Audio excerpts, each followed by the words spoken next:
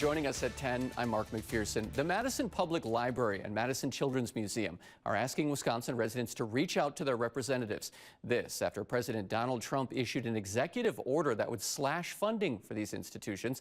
WMTV's Shayna Najawan talked with leaders from both organizations. And Shayna, this executive order impacts funding for the Institute of Museum and Library Services, which is a big deal for local libraries and museums. That's right. And while it is a federal agency, it's one that's dedicated to supporting museums and libraries across the country, including the ones here in Wisconsin.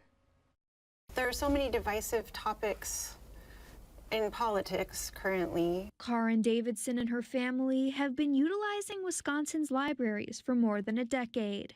Never would have thought that libraries would be seen as a potentially divisive topic and something that would be cut. The possibility of cuts to the Institute of Museum and Library Services, or IMLS, could have a trickle-down effect and impact staffing and grants across the state. The impact is wide-ranging. Madison Public Library Director Tana Elias says these funds support tech upgrades, innovative projects, and delivery services. Many millions of dollars have come to this state, have come, thousands of dollars have come to Madison Public Library, have come to the South Central Library System. It's tough. It's tough. We'll make it through this. The Madison Children's Museum could face similar barriers. Its current IMLS grants total nearly $600,000, funding beloved exhibits like the Wonderground Playground. You can see the Nice Age Trail, the exhibit we opened last summer that's been really beloved already, and that was funded with IMLS money. The Wonderground out back, that whole beautiful playground,